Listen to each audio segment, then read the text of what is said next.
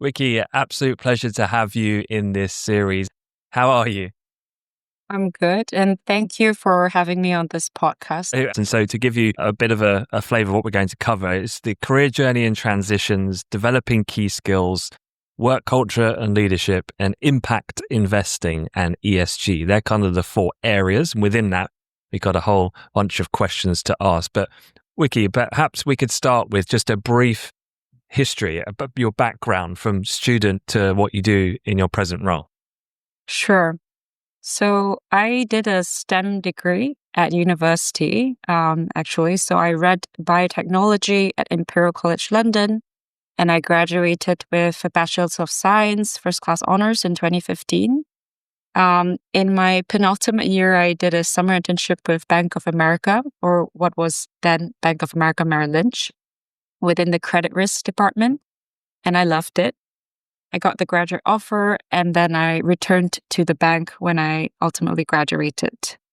There I spent 6 years across credit risk, and then also in the debt capital markets side of the bank, on the emerging markets bonds origination desk, and also then on the syndicated loans structuring, origination, and sales desk, covering Europe, Middle East, and Africa, EMEA. After those 6 years, I then joined Allianz Global Investors, which is a global asset manager fully owned by Allianz, an insurance company. I joined in 2021 within the development finance investment team, which is now the development finance and impact credit investment team, with expanded scopes and strategies. And my team, just to give a bit more context, is part of the private markets platform at Allianz Global Investors. And the private markets platform is itself around 15 to 20% of total assets under management, or what we call AUM of the firm. Within my team, we make debt investments globally, focusing on emerging markets and pan-Europe, with our investment strategies primarily having a blended finance and / or impact angle. Wow, there's a lot there to unpack for sure. We will get through it, but perhaps we could start with at the top where you said you were STEM. You studied a biotechnology degree, and so I just wondered, how does someone studying that get wind of a potential career in finance, and how did that transition happen from? I'm sure there were some big challenges to confront and a bit of a bridging in the kind of knowledge and skills gap. Yeah, sure. So quite a bit for me to go back into my past and dig up. No, but I would say I had friends at LSE, and that was how I got wind of, doing spring weeks, etc., because they were all busy applying for that in their first years at university. And so I applied for one of the spring weeks. I think it was a Winning Woman event at JP Morgan. I did that in my first year for about half a week, I believe. And there really, I also had the opportunity, to learn across a variety of roles within the investment bank. They covered the financial market side, trading, but also investment banking, corporate banking, capital markets. That was super interesting, but I was super new to the space at the time, obviously studying a STEM degree. But there I didn't, succeed at the assessment center to get into the summer internship. And I ended up, joining, as I mentioned earlier, Bank of America Merrill Lynch for my summer internship.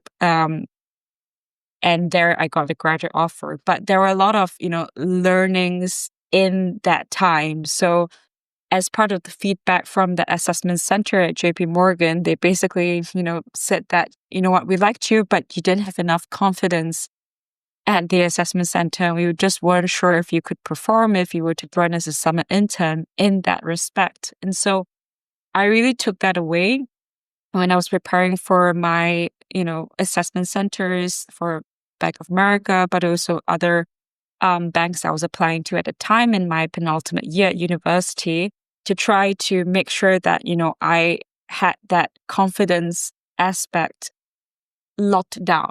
I made sure that I watched my body language. I watched the language I used at assessment center, and obviously made sure I prepared a lot from a technical perspective as much as I could with the resources I had to ensure that I knew what I was talking about if I was asked certain questions, and I had that confidence, that showed through hopefully at the assessment center, which I believe it did. I got the offer, and then I went back as a graduate. So I think the biggest challenge, to answer your question, in making that change, going from science to finance, is that I didn't have that background, that formal background in economics, accounting, financial statement analysis.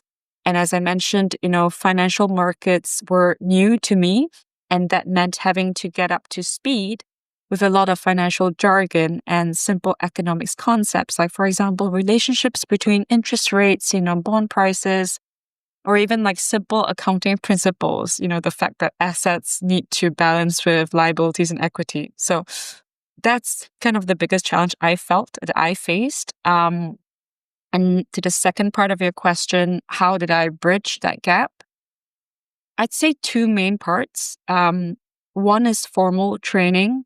So as part of the graduate program at the investment bank, I spent about 3 weeks in the US, receiving training on discounted cash flows, so DCF modeling, financial statements analysis, accounting principles, and you did that with the cohort. So you're a year in credit risk at that time.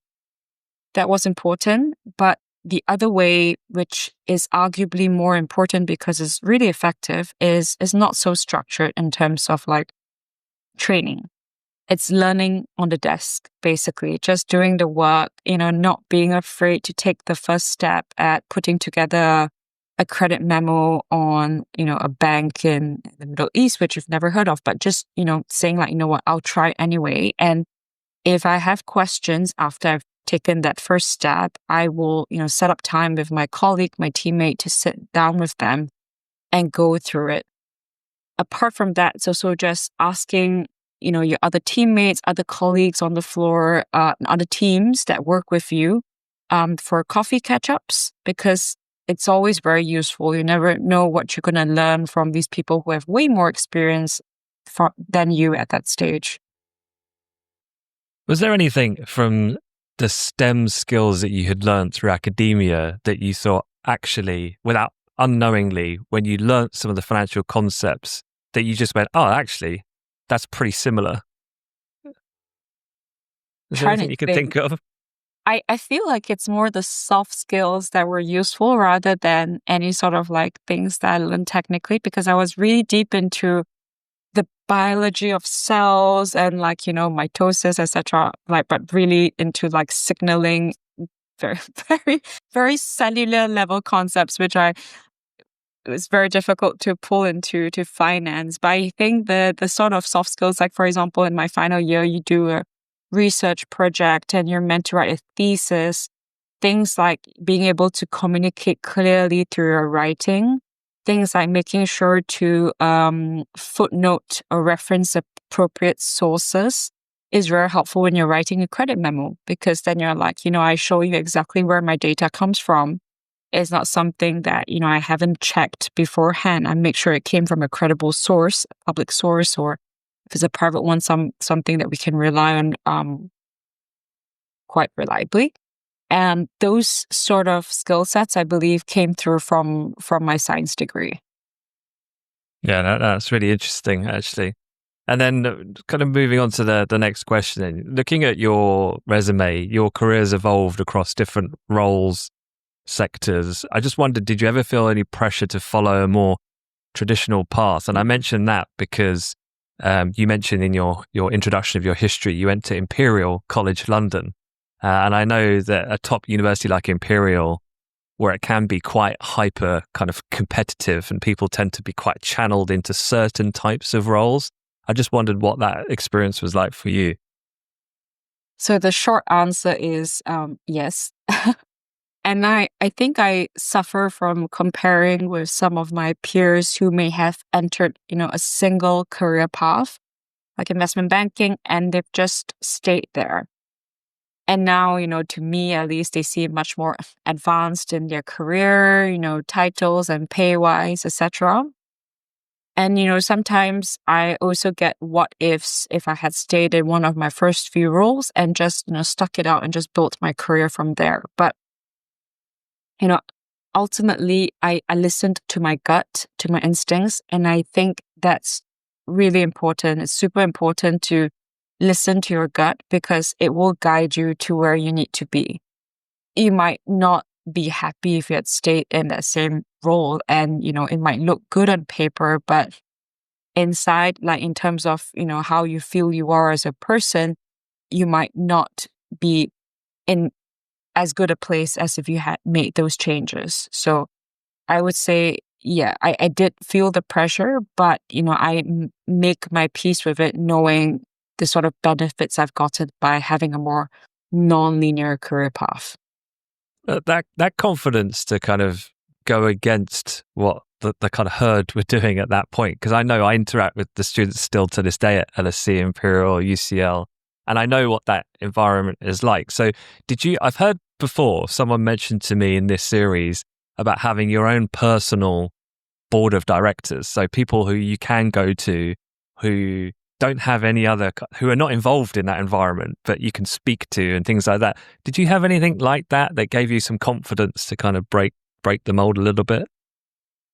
Oh, it's a tough question. It's as tough a question as it is on like mentors, for example, because for me, like that personal board of directors is like a group of mentors who can advise you on, different aspects of your life. Might not just be on your career, but maybe some personal choices you're making as well, right? Um, I I definitely had certain people that I went to for advice when I was making big career decisions. Um, and I have to say, there are people in, either bosses or ex-bosses in my previous roles before I was making a move to another part of the bank, for example. And I felt, their insight and wisdom was very helpful because, they knew a bit more about making career moves, having done these in their careers themselves, and they can give you a bit of that retrospective, which they wouldn't have had at the time they were making those moves. But a lot of it is also personal. So like, my parents, my dad, for example, is a very wise man, and just going to him, and he's always able to give me quite an unbiased view sometimes, which is for me helpful. So I think I combine all this, but at the end of the day, like you are the one person making it the decision that will affect every day of your life, the job that you wake up to get yourself to, and affecting your balance, your routine, things like that, where you live, where you set up your home base, and in the end it comes down to you. So I highly recommend taking all the various advices that people you trust, people have your best interests at heart, into consideration. But at the end of the day, you make that choice, and you have to make peace with whatever choice you've made, knowing that the only person you can say can take responsibility for that is yourself. Okay, that's great. And then just to round up this kind of section of the conversation, having made these different moves to different companies and roles, it's something that I think a lot of people might be intimidated by, a little bit afraid of in general. And so I just wondered about what's your process to upskill and adapt to new environments? For me, I ask questions and I take notes. I like writing things down because I feel like I learn better that way. My pet peeve is actually when someone asks me the same thing they've asked me before, and I've already explained it in excruciating detail. So I try to do the same thing when I'm learning something from others. I take notes because I'm committed to learning and absorbing what they've said.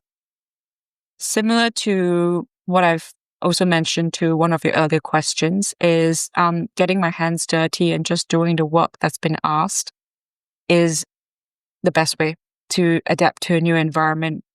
For example, when I joined Allianz Global Investors, I wanted to learn how to structure blended finance transactions and funds. as that was a way to mobilize, capital at scale to emerging markets. And I wanted to be a part of that. And my manager, day one, she basically shared the entire suite of legal documentation for one of our blended debt funds. I've never seen fund legal docs before that stage. And she said, here you go. You're working on this fund amendment. And basically I took it and I just jumped into it. And that's how I got up to speed in quite a short time. I guess to say my advice to others is that, find what works for you. Maybe you're more of a verbal listener. That's how you remember things. So you talk to others and you absorb through listening. But I think the more you throw yourself into it at the start, the faster you overcome the learning curve. Okay. Well, let's move on and let's talk a little bit on the developing skills area as an extension of that. And when you and I met for a coffee a few weeks ago, you were telling me about something which I guess I never really thought about, but makes absolute sense, which was a lot of people are researching, say, companies, which involves not just financials, but management structures, things of that nature.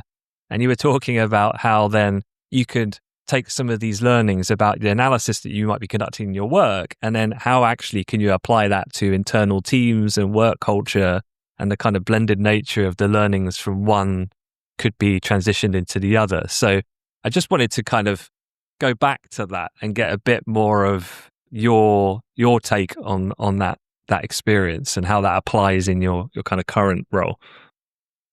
Yeah, I think for me, that's more when you talk about, looking at, internal teams and looking at companies and their work culture for someone to be able to analyze whether they want to move into that company or not for their career.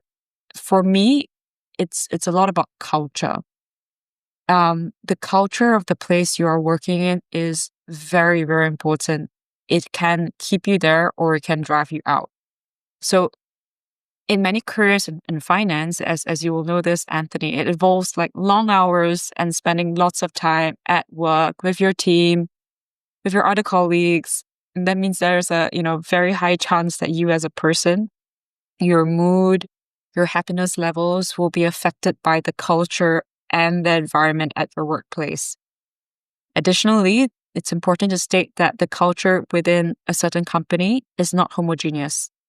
There may not be the exact same culture or style of working across teams or departments in a company. And in fact, it can be quite, stark in terms of differences. So it's important before you choose to work for a particular firm, in a particular team, to do the research. You look online, you do the desktop research, but also you try to do a lot of the type of research you can't get from just reading articles. You have to speak to as many relevant people who are from the team, who have worked in that team, who have worked with that team, or even just generally from the company to try to get a better picture of what you're getting into. I mean, even now in transactions, if there's a particular sector I'm not very familiar with, we speak to experts who are from that sector, because that sort of information you can get from someone who's lived through that for decades of their life is quite valuable, and it's quite different to the type of information you can get from just reading off, research articles online. So talking to people who have lived that experience is very important. And I think the last thing I'll say on it is that, of course, you will never really know until you join, but at least you've made an informed decision before you take the leap. Just like, with any investment, you never really know if an investment is going to be the best investment of your life or maybe not.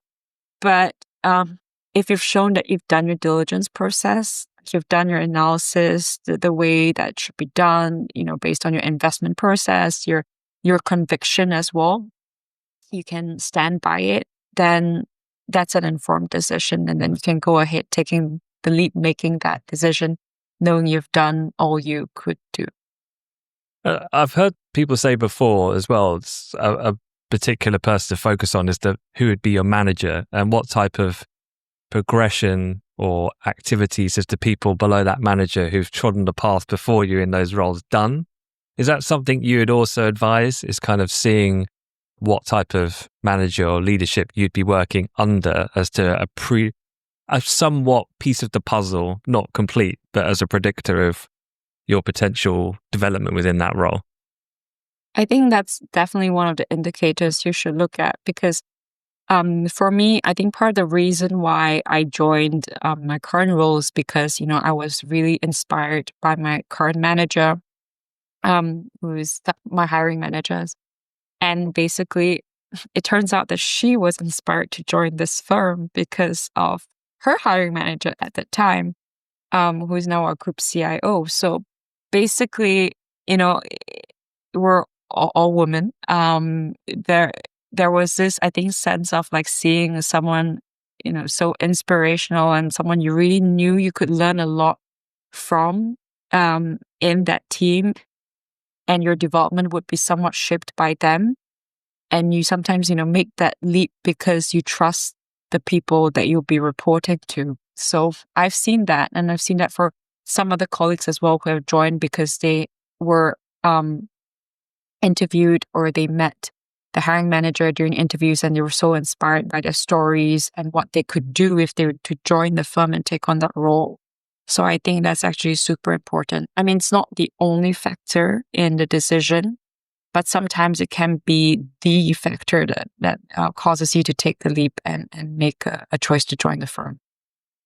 Okay, well, look, something that I know a number of students will want to hear the response to on the next question, which is, you mentioned before about off-cycle internships. I think that's because where you work, that's something that exists and you find it particularly valuable. You were explaining to me before about because you get to a bit more time, a bit more hands-on exposure, and you get to see projects, transactions from kind of end to end. But maybe something as an answer that might appeal to a wider audience, and great to get your insight, is about what attributes set the top interns apart from just an average intern, so to speak. Yeah. And to clarify, off-cycle internships here mean longer-term internships. So those lasting, around 12 months rather than those 8 to 10 week types that you usually see for summer internships. So my experience generally, and I've worked with a lot of interns in my previous roles and now in my current role, is that I find that the top interns are hungry to learn. They are not afraid to take on a task or a project or a transaction that is completely foreign to them and learn through that process. They also tend to ask for feedback after undertaking a task for you. And, they know that they are there to learn and they don't know everything yet, but, that's okay. So they'll ask for, lots of questions.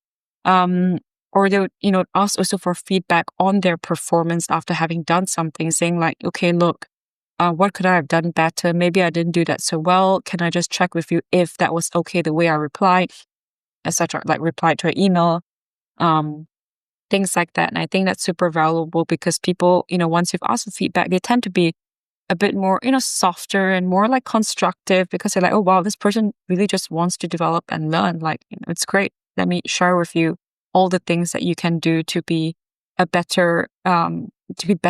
role and to build a career here if that's what you want it to be. I also find that the best interns are proactive. They look to help you with any work tasks as no task is deemed, beneath them. They know they will learn from anything they do at the firm, especially if they're working with good teams. So if you're looking to take on an internship, you're still studying or just graduated in between courses, and you're looking to convert that, internship into a full-time role, as some of these long-term internships can often do. It, of course, it varies by firms. But I recommend having and showing some of these attributes that I mentioned earlier. It does go a long way. Okay, good stuff. And let's move on and talk a little bit more. We touched on it there, work culture, but want to dive into that and leadership as a concept as well. And one of the things that, as you were describing your career journey and the different companies you've worked with and for, both sell side and buy side.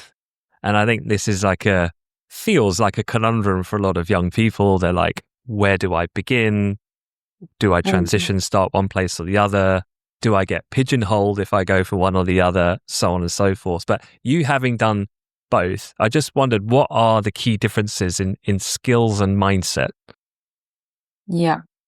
So I'll comment very generally, and also I'll caveat that not all firms are the same for my earlier comment regarding culture. But based on my experience of the sell side more generally, and also speaking to peers in that space who are still in that space, sell side tends to have a higher focus on presentation skill sets, I would say, as it involves selling or pitching quite regularly if you're in a client facing role. Even if you're a junior, you'll be working on pitch decks for these pitches, and that involves knowing how to put together presentations well. Or if you didn't know when you entered the role, then you'll know by the end of a few years there. Whereas on the sales side, whereas on the buy side, we can be more analytical, I think, and technically focused. For example, because we are investing on behalf of our clients, and they can be retail or institutional investors. But generally, I find that, we are bound by the strong sense of fiduciary duty and need to make sure that any investment is sound and the risk return profile has been measured up appropriately. We have skin in the game when we make an investment. So having done your due diligence process properly, making sure that you are making right decision per the investment guidelines, per what you think your investor would like as part of this mandate, portfolio diversification, etc., is super important for us. To your next question, what should young professionals look for when assessing whether something is the right fit for them? Basically, I think you have to ask a few questions, and one of them is whether the company, that desk, the team will teach you what you want to learn. Are they doing the things that you want to learn about and do yourself? And another thing is that you have to then look at the company's values and the culture of the team in which you're applying for a role. And my early comment on this still stands, i.e. still talking to people, etc. And one of the other parts, the third thing I would say is that, after you've done all these things, don't think too much about it. Once you've done your initial scope, initial analysis of the job scope, the learning potential, culture, pay, and all kind of lines up for you, don't be afraid to take the plunge and go for it. I would say nothing will line up perfectly all the time. So don't wait for the perfect role. Don't hold up your learning process. Sounds a little bit like investing, trying to pick the bottom of this falling market, but I won't go there. So don't worry. But that's very, very sound advice. And something else that you mentioned to me before was you emphasized the value of people in an organization. And I just wondered, how can someone in their early career cultivate strong relationships and find mentors to help facilitate that growth in their career? It's a great question. So sometimes your firm will have a formal mentoring program, and you can sign up for those. It doesn't hurt to, at the very least, even if you don't connect with your mentor as well that's been chosen for you as part of the program. It could increase your visibility and increase your connections and network in the firm. So I would say, go for it if your firm has that. Sometimes, your mentor can be a boss or an ex-boss, as I mentioned earlier, because they've, actually seen you work and they can vouch for your standards and your work ethics and know how you think. But they, just to be clear, they inherently, if they're your current manager, they have a conflict of interest because sometimes, your development doesn't exactly line up with the direction or trajectory of the team. So I would say, that sometimes isn't the best place to look for a mentor. However, they can generally give you quite constructive feedback and also pointers on development because, they've worked with you directly before. But otherwise, apart from these ways, finding a mentor can happen quite organically. So you can meet people at events like career recruitment events. You catch up over coffee, and then you build a relationship quite organically that way. And something that I mentioned earlier as well, which I'll reemphasize, is that you can have mentors for different aspects of your career. You don't need the one mentor to be the only person to give you advice and then you follow that to a T. Different people can be more useful in terms of their advice for different parts of life and different parts of their career. So that's one point. When you grow more senior, there is also the concept of coaches, which are there to help you with development in a much more structured way. But that's something that I think will become more useful because it also costs, money potentially have to spend on this, unless your firm sponsors it. But it will become more relevant around maybe the mid-career stage. Okay. So yeah, go ahead. maybe, Sorry. yeah, sorry. I just wanted to add one last point on it, which I just thought about just to summarize everything, is that I wouldn't get hung up on the idea of finding that one person to call a mentor, which I know some people do because you're like, I need a mentor. But I would say just look at how you can build relationships with people who give you good advice generally. Just look to cultivate these relationships. Don't need to put a label on it, but you'll find that over time it's, becoming something more of a mentorship, although you don't need to call it that.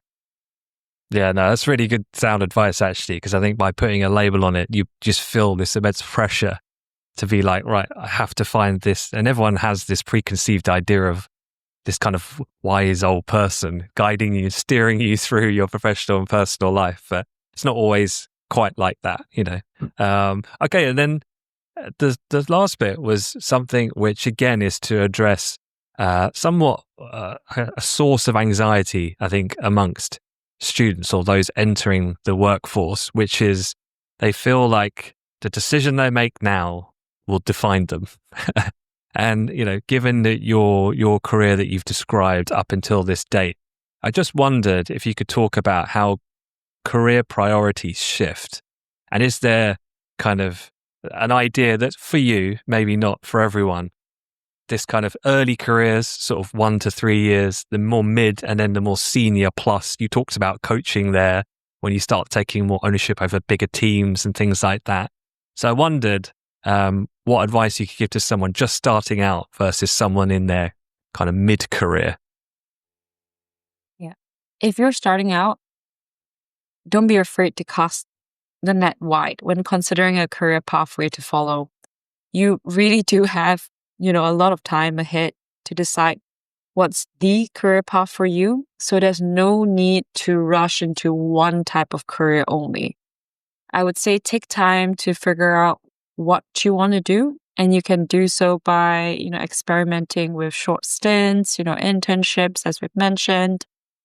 For example, looking back, I may have wanted to keep my career choices open rather than going straight into banking right after university.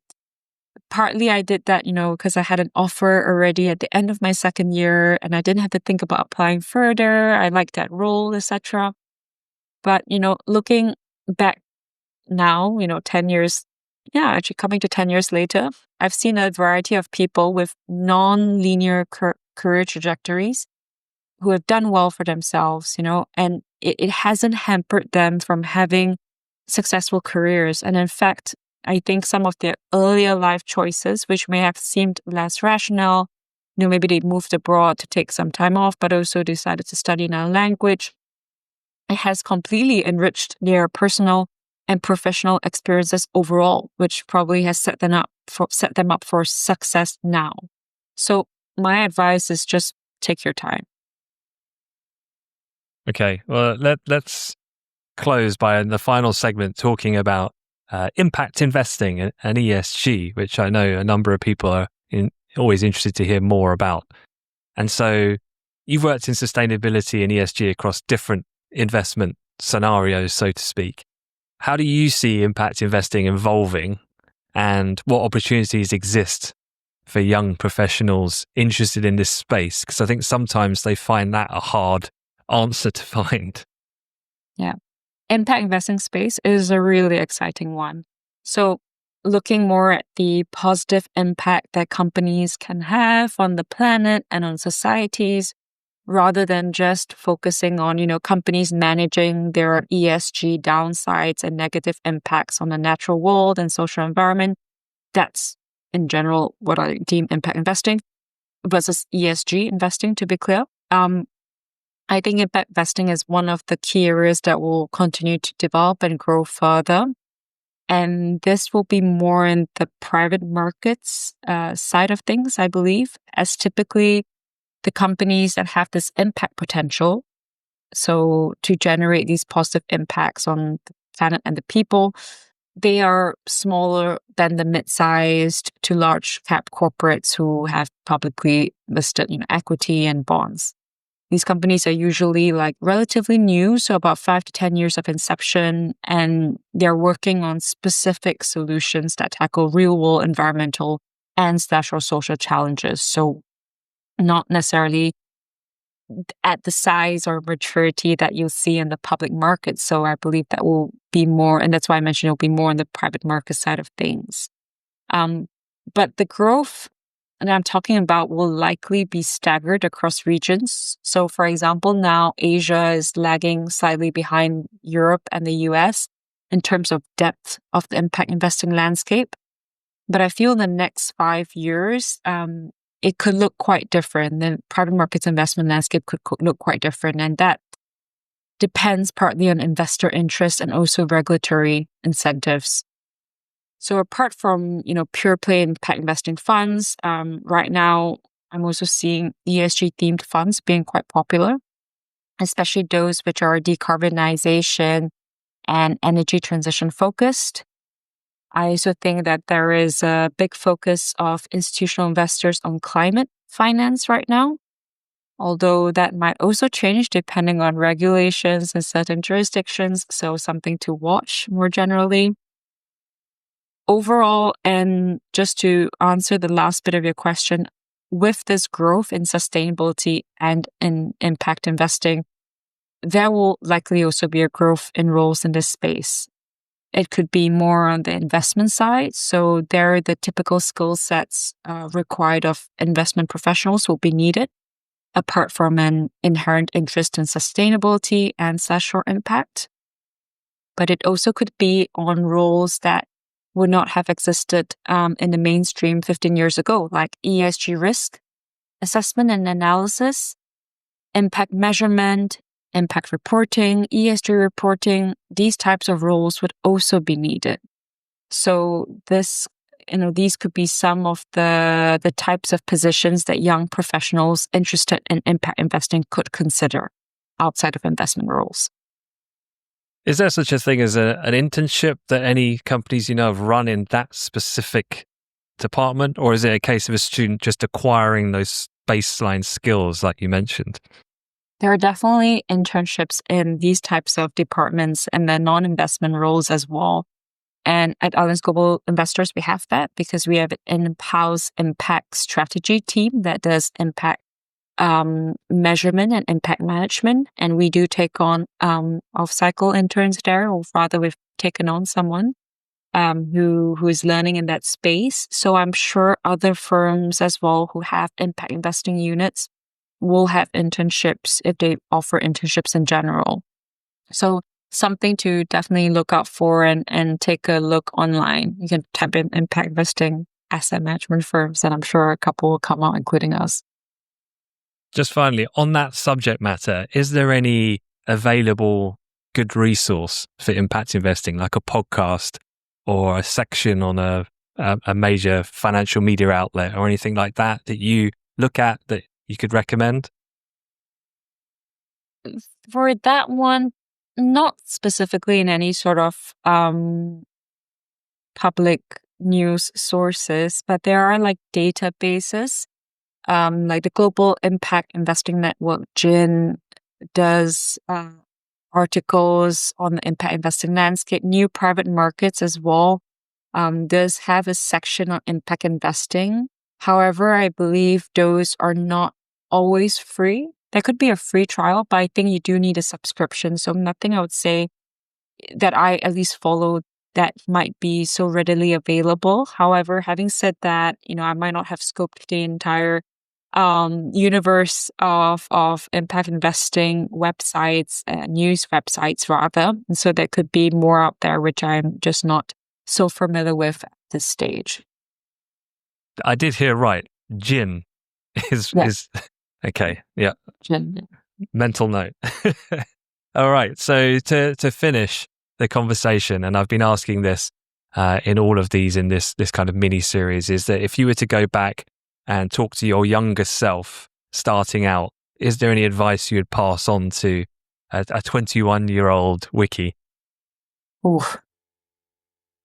I'll stick with one main one, and it's that life and likewise your career is not just about moving up a ladder in a linear fashion. I would say think about what you want to learn, what you want to do, and don't be afraid to take the leaps, even if it means that you'll be detracting from a more traditional and linear path, if that is what you want to explore.